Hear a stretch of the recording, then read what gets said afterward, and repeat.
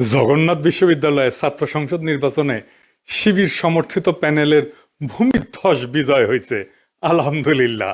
ছাত্রদল সমর্থিত প্যানেলের VP candidate fight দিছে, তাও শেষ রক্ষা হয় নাই। যদিও ছাত্রদল প্যানেলের ভিপি ক্যান্ডিডেট কিন্তু গণ অধিকার পরিষদের, ছাত্রদল করা ছাত্র না।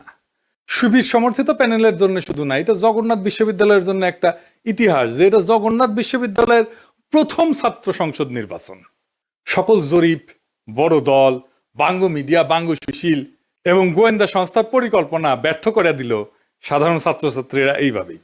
পুরনো আচার ব্যবহার দেখে এই সাধারণ ছাত্রছাত্রীরা তারা ছাত্রলীগের চাইতে কিংবা ছাত্র দলের চাইতে কিংবা অপরাপর সংগঠনগুলির চাইতে তাদেরকে ভালো মনে করেছে, ভোট দিয়েছে। আগামী 1 মাসের মধ্যেই যদি এই সমস্ত ক্যাম্পাস আবার ভোট হয়, আমি আপনাকে লিখে দিচ্ছি ছাত্র শিবির পাশ করবে না।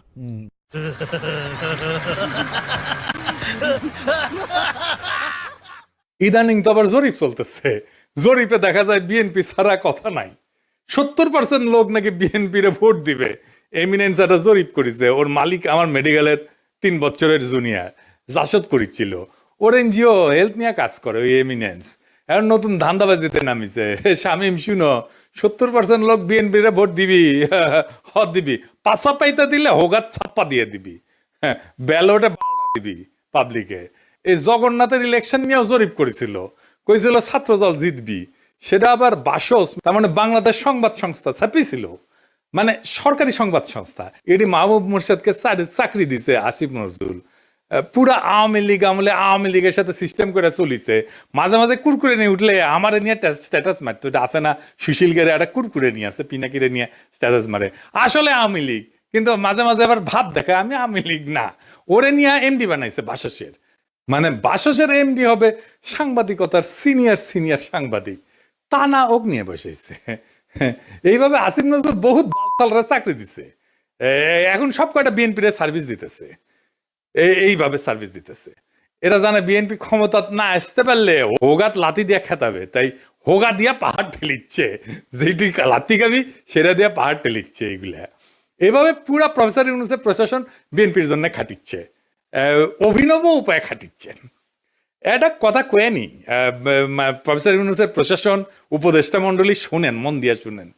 বৃহত্তর বিএনপির প্রফেসর ইউনূসের উপদেষ্টা পরিষদের শাখার সদস্যরা এবং প্রশাসনে বিএনপির লেসপেন্সাররা শুনে রাখেন, আপনারা রাষ্ট্রের কর্মচারী, ওই রাষ্ট্রের মালিক জনগণ, বিএনপি না। মাথায় রাখেন, একদিন না একদিন জনগণের সরকার আসবে ক্ষমতায়, সেদিন কিন্তু কোনো ছাড় পাবেন না। সেই সরকার প্রফেসর ইউনূসের সরকারের মতো ধ্বজভঙ্গ সরকার হবে না। সেই সরকার হবে জুলাইয়ের আগুনে উদ্দীপ্ত সরকার। হোগার চামড়া কিন্তু তুলে নেওয়া হবে, মাইন্ডি পলাহে পারবেন না।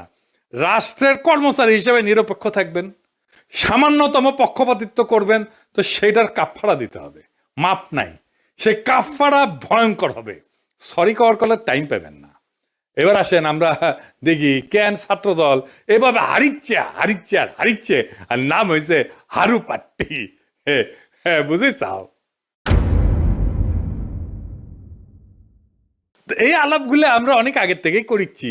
প্রথম কারণ হইতেছে তাদের দীর্ঘদিন ছাত্র দলে কোনো রিক্রুটমেন্ট নাই, নতুন ছাত্র ঢুকেনি। না ঢুকলে দল থেকে আওয়ামী বিরোধী ছাত্র রাজনীতি তো বন্ধ থাকে নাই, তাই না? ওরা কয় যে শিবির আছে কারণ ওরা গুপ্ত রাজনীতি করছে, তা আওয়ামী বিরোধী ছাত্র রাজনীতি কি বন্ধ ছিল? ছাত্রলীগের লুঙ্গির তলে ছিল নাকি শিবির? নূরের দল তাহলে কেমনে তৈরি হইল? নাহিদ আসিফরা কিভাবে তৈরি হইল? ওরা তো গুপ্ত রাজনীতি করে নাই। শিবির প্রকাশ্য রাজনীতি করে নাই, কারণ সে বিপ্লবী রাজনীতি করছে। বিপ্লব মানে এক্সিস্টিং সিস্টেমের রাপসার, এটার ভেঙে ফেলতে হয়। যেই শক্তি প্রকাশ্য সে ইতিমধ্যে রাষ্ট্রীয় নজরদারির ভিতরে থাকে, তাই সে রাপসার করতে পারে না এক্সিস্টিং সিস্টেমকে, বিপ্লবী হইতে পারে না। বিপ্লব মানে অসম লড়াই। এইখানে ট্রান্সপারেন্সি থাকাটা আত্মঘাতী, গোপনীয়তা এখানে নৈতিকতা না, এইখানে স্ট্রাকচারাল নেসেসিটি।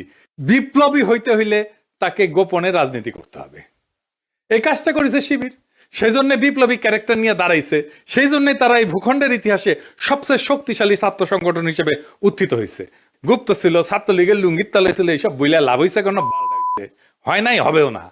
এইবার দ্বিতীয় ইস্যু, বিএনপির ভুল রাজনীতি। ভুল বলাটা ঠিক না, মানে যেই রাজনীতি করতেছে মুক্তিযুদ্ধের চেতনা মারাইতেছে, সেটা আত্মঘাতী হইতেছে। ক্রমাগত তারা মুক্তিযুদ্ধের চেতনা ডুবন্ত নৌকায় চইরা নিজের রাজনৈতিক ভবিষ্যৎকে ধ্বংস করিচ্ছে। মানুষজন এই কথা আওয়ামী লীগ আর বামেদের কাছে শুনিছে, তো এখনো শুনে, তাই না? এতদিন 15 বছর ধরে শুনিছে, মাইক লাগে শুনিছে। তারা এই কথার প্রতিধ্বনি যখন বিএনপির কাছে শুনে, সে তখন মনে করে আরে এটা তো আওয়ামী লীগ, এটাই তো ইন্ডিয়ার বন্ধু। আর সত্যি সত্যি যখন ইন্ডিয়ানদের উচ্ছ্বাস দেখে তারেক রহমানকে নিয়ে, আর তারা প্রকাশ্যেই বলে তারেক রহমান আর বিএনপি তাদের পছন্দের দল, তখন মানুষ দুয়ে দুয়ে স্যার মিলায়। সুবীর ভৌমিকের কথাটা আবার শুনেন, এডিটর সাহেব শুনান। ভারত বাংলাদেশে কোন সরকার চাইবে? খুব সোজা উত্তর আমি তোমায় দিয়ে দিচ্ছি। Awami League is not in election, next best option is BNP, obviously not Jamaat. তারা অলরেডি 50 লাখ লোক নিয়ে জিয়ার টেয়াদের হুমকি দিচ্ছে, ফলে জামাত অবভিয়াসলি ইন্ডিয়া চাইবে না। অত অনেক কথা, ডিপ্লোম্যাটিক কথা বলে তো লাভ। কানেকশনটা হচ্ছে 71। আমরা একসাথে, আমার সৈন্য এবং মুক্তিযোদ্ধারা রক্ত ঝরিয়েছে, সেই সুবাদে Awami League. This is the historical fact. তো এই জায়গাতে হঠাৎ করে আজকে অন্য কিছু ডাইনামিক্স চলে আসবে, এটা তো আশা করাটাও ভুল। কিন্তু যে গভর্নমেন্ট আসবে তার সাথে ইন্ডিয়াকে তো ডিল করতে হবে। শুনেছেন? এই সুবীর ভৌমিকের কথাটা কাইটে নিয়ে মোবাইলে সেভ করে রাখবেন, আর ভোটার ক্যাম্পেইনে গেলে এটা ভোটারদের শুনেবেন, কাম সারা হয়ে যাবে। ভোটার পাশায় ছাপ দিয়া ভোট দিবে বিএনপি রে। আর তার উপরে যদি দেখে সেই আওয়ামী লীগের অলিগার্ক লবণ কামালদের সাথে তারেক রহমানের হাত মিলায়, তখন পাবলিকে বুঝা যায় এটা সেই আগের বন্দোবস্ত। আমরা হাসিনাকে তাড়াইছি, কিন্তু তার তৈরি বন্দোবস্ত এখনো আছে, আর এই বন্দোবস্তের মালিকানা নিছে বিএনপি। আওয়ামী লীগের এই বন্দোবস্ত, এই শক্তি বিএনপিকে আশ্রয় করে আবার শক্তি নিয়ে ফিরে আসতেছে, যেন আপা চট করে ঢুকে যাইতে পারে। ইউনিভার্সিটি গুলোতে বিএনপির এই অবস্থা হইতো না যদি আমার চাইনিজ বুদ্ধি নিত। সেটা তো বিএনপি শুনবে না, সে শুনবে ভুট্টো সাহেবের কথা। যাই হোক, আমার ক্ষুদ্র ভাতারা কবে আন্নার কাছে দাদা সব স্ট্র্যাটেজি না, তো স্ট্র্যাটেজি আমি বানাইবার পারি, কয়া দিতেছি, কমো কয়া দি। এখন তো কয়া দিলেও কোনো লাভ করবার পারবি না, কিন্তু কয়া দি যে কেমনে এটা করা যায় গেল নি। আসেন এটা শুনি দেখি, মজা পাবেন কলে। ছাত্র দলে যে রিক্রুটমেন্ট নাই, এটা তারেক রহমান সহ সব বিএনপি নেতারা জানে, স্থায়ী কমিটির সবাই জানে, স্বীকার করে, কিন্তু এইটারে কেমনে ম্যানেজ করবে সেটা জানে না। এই প্রসঙ্গে একটা প্রফেশনাল গল্প বলি আর কি, খুব বেসিক কনসেপ্টের গল্প আর কি। প্রোডাক্ট লাইফ সাইকেলের মার্কেটিং এর একটা খুব বেসিক কনসেপ্ট। কিসে দেয়? যে কোনো প্রতিষ্ঠানের, মানুষের, দলের, পণ্যের একটা লাইফ সাইকেল থাকে বা জীবন চক্র থাকে। মানে জন্ম, বেড়ে ওঠা, তারুণ্য, যৌবন, বার্ধক্য, মৃত্যু, মানুষের যে জীবন চক্র ঠিক তেমন একটা দলের বা পণ্যের ঠিক এরকম লাইফ সাইকেল বা জীবন চক্র থাকে। প্রথমে এটাকে বলা হয় ইন্ট্রোডাকশন বা উদ্ভব পর্ব, গ্রোথ বা উত্থান পর্ব, ম্যাচুরিটি বা আধিপত্য পর্ব, ডিক্লাইন বা পতন পর্ব। শিবির আছে উত্থান পর্বে, ছাত্রদল আছে পতন পর্বে। বুঝছাও? এইটা সব দেখে দেন কে কোনটি আছে। এই লাইফ সাইকেলকে চাইলে এক্সটেন্ড করা যায়। ম্যাচুরিটিতে আসলে আলাদা স্ট্র্যাটেজি নিতে হয়, যেন আবার নতুন কইরা সে উত্থান পর্বে চলে যেতে পারে। এই পতন পর্ব শুরু হইলেও আবার তাকে উত্থান পর্বে নিয়ে যাওয়া যায় কলে কিছু কিছু বিশেষ ক্ষেত্রে, কিন্তু একটা জায়গা আনা যায় না। সেটা হইতেছে হিস্টোরিক্যাল লেজিটিমেসি কোলাপস যদি হয় পলিটিক্যাল পার্টির ক্ষেত্রে। এটা শুনতে খটোমটো লাগলেও সোজা কলে, খুবই সোজা। মানে আমি যা বইলা আমার বৈধতা আনিছি তার উল্টা কাজ করলে লেজিটিমেসি কোলাপস হয়। এইটা ছাত্রদল আর বিএনপি দুইটারই হয়েছে। বিএনপি মুক্তিযুদ্ধরে তার পলিটিক্যাল অ্যাঙ্কার বানাইছে, উঠে খুঁটি গাড়িছে, কিন্তু বিএনপি ছিল আওয়ামী লীগের মুক্তিযুদ্ধের বয়ানের অ্যান্টিথিসিস। মুক্তিযুদ্ধ হয়েছে বাঙালি জাতীয়তাবাদের স্লোগান নিয়ে, তাই না? সংবিধানে তো ঢুকেছে। তো বিএনপি আসছে বাংলাদেশি জাতীয়তাবাদ নিয়ে। মুক্তিযুদ্ধের চেতনা ছিল ধর্ম নিরপেক্ষতা, বিএনপি আনিছে পরম করুণাময় আল্লাহ তাআলার উপর পূর্ণ আস্থা এবং বিশ্বাস। আওয়ামী মুক্তিযুদ্ধের লক্ষ্য ছিল সমাজতন্ত্র, বিএনপি কইছে না না, সমাজতন্ত্র মানে যদি হয় অর্থনৈতিক এবং সামাজিক ন্যায় বিচার, তাইলে ঠিক আছে, অন্য সমাজতন্ত্র আমি মানি না। বিএনপি ওইটা নিয়ে লেজিটিমেসি পাইছিল, ওই লেজিটিমেসি কোল্যাপস করেছে 2024-এর 5ই আগস্টের পরে, যখন মুক্তিযুদ্ধ। এই জন্যই বিএনপি জিততে পারবে না সামনের ইলেকশনে। কিন্তু ছাত্রদল এটা ডিক্লাইন ফেজে গেছে আরো আগেই, মানে বিএনপির লেজিটিমেসি কোলাপস করার আগেই গেছে। সেই জন্য আমি কইতেছি যে কিভাবে বিএনপি যদি লেজিটিমেসির কোলাপস না হইতো তাহলে ছাত্র দলকে বাঁচাইতে পারতো, এখন সে চাইলেও পারবে না বাঁচাইতে। কেমনে পারতো? দলকে বিলুপ্ত করে দিতে হইতো। থেকে লাভ নাই, কারণ দল তো নাই, সমর্থন নাই, রিক্রুটমেন্ট নাই, থেকে লাভ কি? ভোটে জিতে না, আরো পার্টি। তাইলে এটারে বিলুপ্ত কইরা সবাই রে বৈষম্য বিরোধী ছাত্র সংগঠনে একীভূত করতে হইতো। এটা হইলে বৈষম্য বিরোধী ছাত্র সংগঠনের সবচেয়ে বড় স্টেক হোল্ডার হইতো ছাত্র দল থেকে আসা লোকগুলা। বৈষম্য বিরোধী ছাত্র সংগঠনই হইতো বিএনপির গণছাত্র সংগঠন। সে আরো বৃহত্তর ঐক্যের চেষ্টা করতো, ছাত্র অধিকার পরিষদকে নিত, ইনকিলাব মঞ্চকে নিত, এরকম ছোটখাটো দলগুলোকে সে ঢুকায় ফেলতো, একীভূত করে ফেলতে পারতো। তাইলে শিবিরের একটা শক্তিশালী বিরোধী দল দাঁড়াইতো। এটা হইলে শিবিরের সাথে শক্ত ফাইট দিতে পারতো, অনেক জায়গায় জিতেও যেতে পারতো। আর যে রিক্রুটমেন্টের গ্যাপ তৈরি হয়েছে সেটা পূরণ হইতো, কারণ এই বৈষম্য বিরোধী ছাত্ররা তো ছাত্র দল করে না, এরা তো নতুন তরুণ, আরো তরুণ, এরা ঢুকতো, তাইলে তার গ্যাপটা পূরণ হইতো। এখন ইলেকশন হইতেছে আর মারা খাইতেছে বিএনপি, নামই হয়ে গেছে হারু পার্টি। এখন আমার ক্ষুদ্র ভাতারা একটা বিরাট কোশ্চেন করে ফেলতে পারে আমাকে, আমি কালে ডরে আছি। হ্যাঁ, যে কয় যদি দাদা দলে যদি এইভাবে লাইফ সাইকেলের মধ্যে যায়, উত্থান পতনের মধ্যে দিয়া যায়, তাহলে তো আমেরিকা রিপাবলিকান আর ডেমোক্রেটদের মইরা ভূত হয়ে যাওয়ার কথাই ছিল। এইগুলো তো ভালোই টিকে আছে। তো মাঝে মাঝে বুঝছাও আমার মনে হয় যে আমি দিনে 4টা-5টা করে ভিডিও বানাই, বেনে এগুলো ব্যাখ্যা করি। মেলা কোশ্চেন আছে সবার মাথার, তাই না? হ্যাঁ, এটা খুব ইন্টারেস্টিং প্রশ্ন করে করিছেন আপনারা, না করলেও কয়ে দিলাম, তাই না? আসেন এবার বুঝে দেখি। আমেরিকান রিপাবলিকান আর ডেমোক্রেটিক পার্টি এটা স্বাভাবিক রাজনৈতিক দল না, ওইগুলো কার্যত রাষ্ট্রের ভেতরে একটা ইনস্টিটিউশনালাইজ পাওয়ার মেকানিজম। এটা কি? এটা প্রতিষ্ঠান হয়ে গেছে, এটা দল নাই, এটা রাষ্ট্রের সাথে একীভূত হয়ে গেছে, অনেকটা চাইনিজ কমিউনিস্ট পার্টির মতো। তাই ওদের পতন হয় না, ওদের রূপ বদলায়।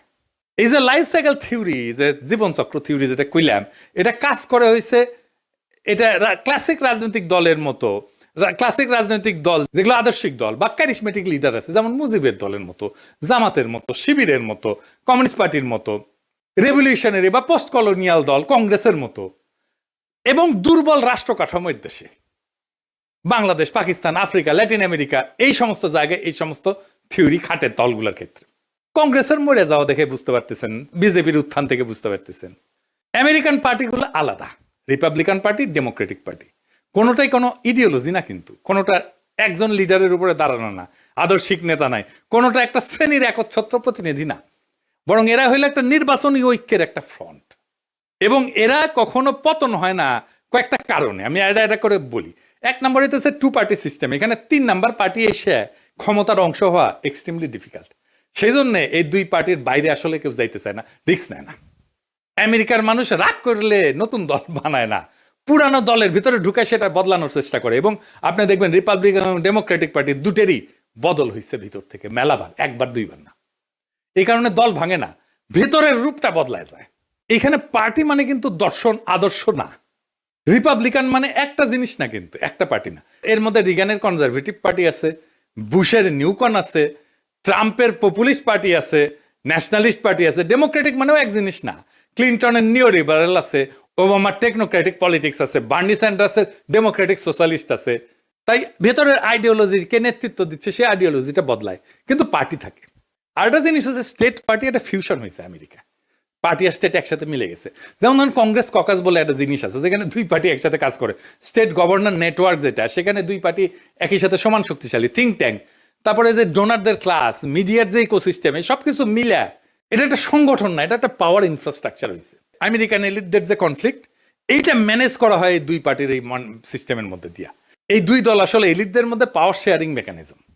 জনগণের যেটা ক্ষোভ, এটাকে ইনস্টিটিউশনাল চ্যানেলের মধ্যে ঢুকে দেয়। আর এরা ক্রাইসিসে ভেঙে যায় না, রিব্র্যান্ড করে নিজেদেরকে। যেমন ধরেন ভিয়েতনাম যুদ্ধের পরে ডেমোক্রেটদের রিফর্ম হয়েছিল, সিভিল রাইট মুভমেন্টের পরে রিপাবলিকানরা একটা সাউদার্ন স্ট্র্যাটেজি নিয়েছিল, 2016-তে সেটাতে ট্রাম্পের নতুন তত্ত্ব, এই পপুলিস্ট তত্ত্ব নিছে। তারা ইডিওলজিক্যাল রিসাইক্লিং করে। তার মানে কি ওরা কখনো মরবে না? মরবে, কিন্তু পার্টির নাম মরবে না, ভেতরের আত্মা মরে যাবে। আজকের রিপাবলিকান পার্টি লিঙ্কনের রিপাবলিকান পার্টি না, আইসেনহাওয়ারের রিপাবলিকান পার্টি না, আজকের Democratic Party John F Kennedy Democratic Party না, বা ফ্র্যাঙ্কলিন রুজভেল্টের ডেমোক্রেটিক পার্টি না, কিন্তু লেভেলটা টিকে থাকে দলের, কারণ লেভেলটাই পাওয়ারের টিকিট। বাংলাদেশের দল মানে রাজনীতি, আমেরিকায় দল মানে রাষ্ট্র পরিচালনার সফটওয়্যার। সফটওয়্যার তো আপডেট হয়, ডিলিট হয় না, ইনকাই আর কি। সেই জন্য এগুলা ডিক্লাইন হয় না। তো জগন্নাথ বিশ্ববিদ্যালয়ের নতুন ছাত্র সংসদকে অভিনন্দন। এই বিজয় কোনো দলের কিন্তু একক বিজয় না, এটা সাধারণ ছাত্রছাত্রীদের বুদ্ধিবৃত্তিক বিদ্রোহের ফল। আপনাদের সামনে কাজ অনেক। আপনাদের ক্যাম্পাসে এখনো পর্যাপ্ত ক্লাসরুম নাই, পর্যাপ্ত টয়লেট নাই, বিশেষ করে নারীদের টয়লেট নাই, স্যানিটেশন সংকট আছে, আবাসন নাই, ক্যান্টিন নাই। এই সমস্যাগুলো আজও সমাধান হয়নি, কারণ এগুলো কখনোই রাষ্ট্রের কাছে অপরিহার্য সংকট হয়ে ওঠেনি। এখন দায়িত্ব আপনাদের এই সংকটগুলোকে দাবি থেকে প্রয়োজন, প্রয়োজন থেকে অনিবার্যতায় রূপান্তর করার। রাষ্ট্র সাধারণত তখনই নৈরাচরে বসে যখন বোঝে এই সমস্যার সমাধান না হইলে স্বাভাবিক শাসন চলবে না। আমি বিশ্বাস করি ঐতিহাসিক ছাত্র সংসদ যদি সংগঠিত, ধারাবাহিক এবং নৈতিক চাপ তৈরি করতে পারে, তাইলে এই ক্যাম্পাসের বাস্তবতা বদলাইতে বাধ্য হবে। আর একটা কথা পরিষ্কার করিয়া বলি, প্রফেসর ইউনূসের সরকার এবং প্রশাসনকে রাষ্ট্রের কর্মচারীরা কারো দলীয় সম্পদ না। রাষ্ট্রের মালিক জনগণ। সময় বদলায়, সরকার বদলায়, কিন্তু দায় থেকে কেউ কিন্তু মুক্ত হয় না। আজ যারা সিদ্ধান্ত নিচ্ছেন যে আপনারা বিএনপির ক্ষমতায় আনবেন এবং বিএনপির লেসপেন্সারি করবেন, আপনাদের মনে রাখা উচিত ইতিহাস কখনো হঠাৎ বিচার করে না, কিন্তু একদিন ঠিকই হিসাব খুঁড়ে নেয়। আর এই ছাত্র সংসদের কাছে আমার প্রত্যাশা একটাই, আপনারা ভবিষ্যতের জন্য রাজনীতি তৈরি করবেন। এই ক্যাম্পাসের ভাষা যদি বদলায়, তাহলে দেশ বদলায় তো সময় লাগবে না।